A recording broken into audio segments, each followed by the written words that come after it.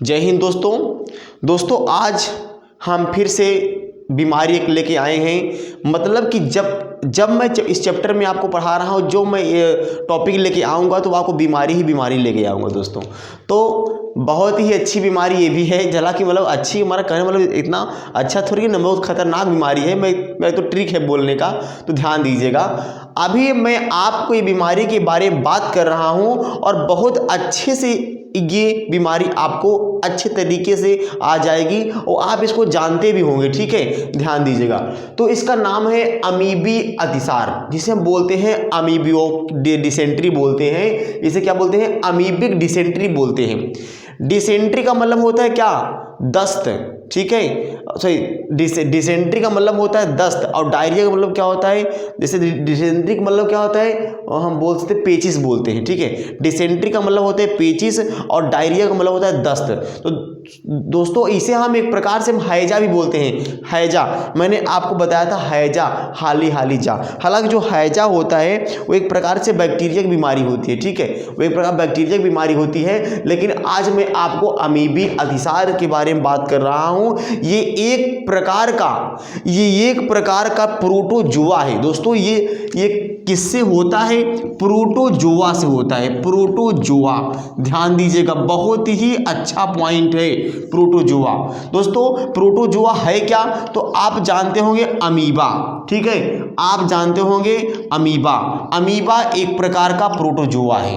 तो दोस्तों अमीबा ही जैसा तीन जातियां होती हैं। एक तो होता है अमीबा, अब एक होता है एंट अमीबा, ठीक है। एंट अमीबा होता है, ध्यान दीजिएगा, एंट अमीबा। और एक तो होता है जिंजवैलिस अमीबा जिंजवैलिस। ध्यान दीजिएगा, बहुत अच्छी पॉइंट आपके सामने फटाफट आ रही है। सभी लोग जुड़िए फटाक से, ध्यान दीजिए। प्रोटोजोआ, ये बीमारी जो हमको हो रही है, प्रोटोजोआ क्या है? अमीबी अतिसार, एंटा अमीबा और जिंजवैलिस। तो दोस्तों आपने अमीबा की बात सुना होगा। ये अमीबा तो तालाब में रहता है, ठीक है, तालाब में रहता है, ठीक है, पॉन्ड्स में रहता है, तालाब में रहता है। ये अमीबा खोज करने वाले वैज्ञानिक, उनका नाम है सर रोजन वान हाफ। उन्होंने बताया कि 1755 ईस्वी में उन्होंने बताया, सर रोजन वान हाफ ने अमीबा की डिस्कवरी सन 1755 ईस्वी में किया, ठीक है। और उन्होंने बताया कि 0.25 व्यास का होता है, इसकी जो डायमीटर होती है अमीबा की 0.25 व्यास की होती है। और ये 1755 में इसकी डिस्कवरी किया गया है। किसने किया है दोस्तों? सर रोजन वान हाफ ने किया है। चलिए ध्यान से बात करते हैं, अच्छे से बात करते हैं। तो ध्यान दीजिएगा, ये अमीबा तालाब में पाया जाता है। ये एंट अमीबा मनुष्य के आंत में, ठीक है, ये मनुष्य के आंत में पाया जाता है, ठीक है, मनुष्य के आंत में पाया जाता है। और जो अमीबा जिंजवैलिस से दांत के मसूड़ों में, ठीक है, यह दांत के मसूड़ों में होता है, ठीक है, यह दांत के मसूड़ों में होता है दोस्तों। तो ध्यान दीजिएगा। तो मैं वही में बात कर रहा हूं, प्रोटोजोआ की मैं बात कर रहा हूं, उसको आप ध्यान दीजिएगा। ये तो मैं आपको बता दिया। तो प्रोटोजोआ से कुल कितनी बीमारियां होती हैं? प्रोटोजोआ जो होता है वो दो बीमारियां फैलाता है। एक तो नाम क्या है, ये मैं आपको बता दिया, अमीबी अतिसार। और दूसरा नाम क्या है? एलिफेंटेसिस, जिसे बोलते हैं हाथी पांव, ठीक है, वो फैलाता है। चलो फिलहाल मैं इसकी बात कर रहा हूं, ध्यान दीजिएगा। अगर पूछा जाए या मैं आपसे बोलूं कि ये किस प्रोटोजोआ से होता है, उस प्रोटोजोआ का नाम बता दो, तो आप कहोगे एंट अमीबा हिस्टोलिटिका। ध्यान दीजिएगा, एंट अमीबा हिस्टोलिटिका।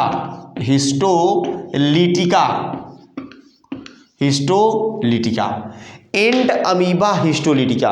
ध्यान दीजिएगा, मैं आपको एक पॉइंट में आपको बता रहा हूं। ये जो बीमारी होती है, ये जो अमीबी अतिसार होता है, ये एंट अमीबा हिस्टोलिटिका फैलाता है। वो एक प्रकार क्या है दोस्तों? प्रोटोजोआ है। जो एंट अमीबा यानी जो अमीबी अतिसार यानी जो डिसेंट्री होती है, जो पेचिस होती है, यानी इसे हम पेचिस भी कहते हैं, दस्त भी कह सकते हैं, ठीक है, नो एनी डाउट, ठीक है। तो एंट अमीबा हिस्टोलिटिका जो होता है एक प्रकार का प्रोटोजोआ है जो कि क्या फैलाता है दोस्तों, अमीबी अतिसार फैलाता है। स्पेशली इस रोग में क्या होता है, व्यक्ति को क्या होता है, लूज मोशन की प्रॉब्लम होती है, ध्यान दीजिएगा। और अगर मैं इसकी बात करूंगा कि इसकी डिस्कवरी किसने किया, इसकी खोज किसने की दोस्तों, तो एक वैज्ञानिक है लैम्बल, ठीक है, ये वैज्ञानिक क्या है, लैम्बल है, लैम्बल ये एक वैज्ञानिक है।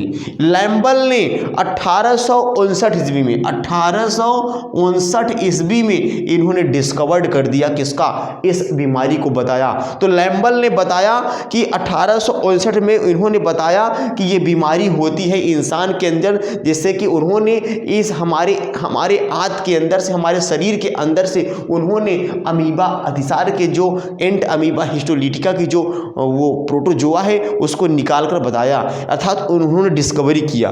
अब एक वैज्ञानिक है लास, ठीक है, ध्यान देते रहिए आप। एक वैज्ञानिक क्या है दोस्तों, लास।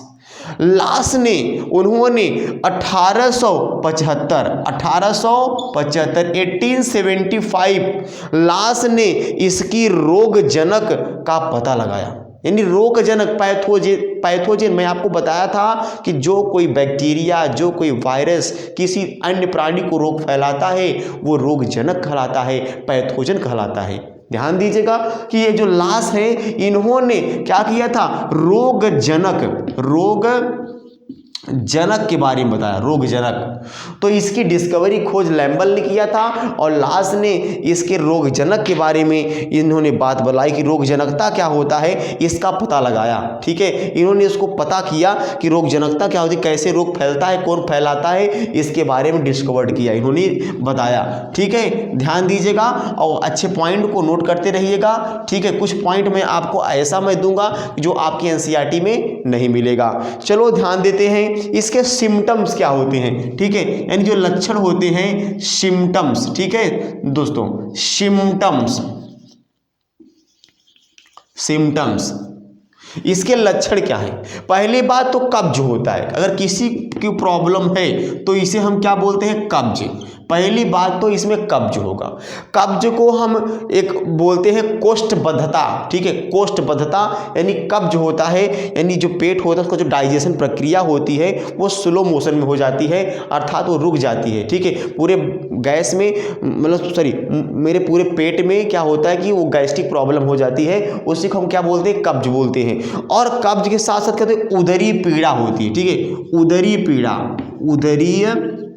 पीड़ा होती है, ठीक है। पीड़ा मतलब जो ये स्थान होता है, ये नीचे वाला एब्डोमिनल साइड जो स्थान होता है, इसको हम क्या बोलते हैं, उदर बोलते हैं, यानी उदर का बोलते हैं, पेट का भी पीड़ा बोलते हैं, उदर माने पेट भी होता है, ठीक है। तो पेट की जो पीड़ा होती है वो बढ़ जाएगी, और पीड़ा अब बढ़ेगी दोस्तों तो ऐंठन होगा, ध्यान दीजिएगा, ऐंठन, अगर पीड़ा बढ़ेगा तो ऐंठन भी होगा, ठीक है। और उसके साथ साथ जब इतना होगा तो अत्यधिक श्लेष्म युक्त मल, ठीक है, श्लेष्म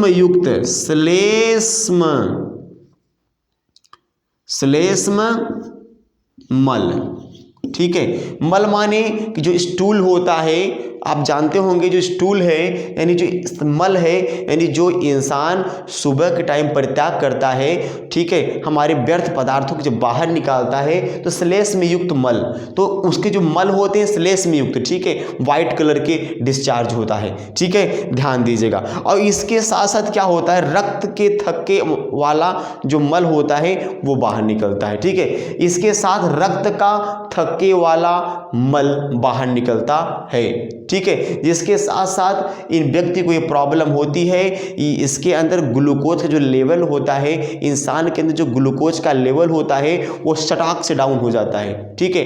तो डॉक्टर लोग पहले कभी कभी आप जाते होंगे, ठीक है, जैसे ग्लूकोज डाउन हुआ, ऐसी प्रॉब्लम आई है, तो डॉक्टर पास आप जाएंगे तो डॉक्टर पहले आपका आँख से आँख खोल के देखता है या आँख ऐसे करके देखता है, ठीक। क्यों देखता है? क्योंकि और जानता है कि अगर आपके अंदर ग्लूकोज का लेवल डाउन होगा तो क्या होगा, आपके जो आँख है ना वो थोड़े से अंदर धंसे रहते हैं, वो यहाँ के जो आंसू ग्रंथियाँ होती हैं ना वो सूख जाती हैं, ठीक है। इस प्रकार के प्रॉब्लम होते हैं। और दोस्तों अब ये फैलता कैसे है, चलो ये क्या होता है, ट्रांसमिटेड किससे होता है, कैसे कैसे एक दूसरे में ट्रांसफर होता है, ठीक है, ध्यान दीजिएगा। घरेलू मक्खियाँ रोग की वाहक होती हैं, ठीक है, जो खाद्य पदार्थ तो भोजन को पहुंचाती हैं, ठीक है, ध्यान दीजिएगा। जो घरेलू मक्खियाँ किसी को, जैसे मान लीजिए इस इंसान को हुआ है, ये बीमारी इस इंसान को हुई है, ये एकदम क्या है, स्वस्थ है, ठीक है, ये एकदम हेल्दी पर्सन है, ठीक है, ये एकदम हेल्थी है, ठीक है, इसको कोई प्रॉब्लम नहीं है, ये हेल्थी पर्सन है, ठीक है, ये हेल्थी पर्सन है, इसको कोई प्रॉब्लम नहीं है, बट इसको प्रॉब्लम है। लेकिन क्या होता है, ये हो सकता है अपने जूठा मीठे खाने के मतलब कि इसके मल के ऊपर से आई हुई मक्खियाँ क्या करती हैं, ये दूसरे के ऊपर जाके बैठ जाती हैं, इसे खाने बैठ जाती हैं, तो इस प्रकार से फैलाव हो जाता है। यानी कुल मिला के कहने का मतलब भैया कोई बीमारियाँ हो, आप जानते हैं, पहली बात तो जो घरेलू मक्खियाँ होती हैं वो एक बार में 100 अंडे देती हैं, बता दे रहा हूँ मैं आपको, एक बार में 100 अंडे, उतना मुर्गियाँ भी नहीं देती हैं, ठीक है, एक बार में 100 अंडे देती हैं, ध्यान दीजिएगा। और उनका जीवन काल जो होता है 1 वीक का होता है, 1 सप्ताह का होता है, अपने 1 सप्ताह अपने जीवन काल को पूरा कर लेती हैं। और एक बात और ध्यान दीजिएगा, मक्खी मच्छर ही अधिकतर हमारे रोगों के वाहक होते हैं, ये एक स्थान से दूसरे स्थान पर गंदी से गंदी बीमारियों को पहुंचाते हैं, ठीक है। तो दोस्तों मैं ऐसे इसी प्रकार के आपको एकदम खतरनाक जैसी बीमारियों को मैं आपको लेके आऊँगा। अभी तो आप पढ़ रहे हैं इसकी बीमारियों के बारे में मैं आपको बात कर रहा हूँ, उसके बाद कैंसर हुआ, HIV हुआ, जो HIV से एड्स होता है, मैं उसके बारे में आपको बहुत अच्छे से, इतना अच्छा जानकारी आपको मैं दे दूँगा कि आप अच्छे से घर बैठे आपको अच्छी जानकारी प्राप्त हो जाएगी। बस आप मेरे वीडियोज़ को बार बार देखते रहिए, ताकि आपको नॉलेज की ज़रूरत है और नॉलेज मिले आपको, मैं चाहता हूं। तो दोस्तों मैं आपको मैं टॉपिक बाय टॉपिक में, हेडिंग बाय हेडिंग में लेकर चल रहा हूं NCERT का, ठीक है। अगर दोस्तों अगर कोई भी आपको प्रॉब्लम हो रही है या कोई आप कुछ और चीज़ पूछना चाहते हैं तो आप जो है कमेंट कर सकते हैं, ठीक है, तो मैं आपको वो मैं प्रोवाइड करा दूंगा, ठीक है। तो ध्यान दीजिए दोस्तों और पढ़ते रहिए दोस्तों, like and subscribe now. Thank you दोस्तों।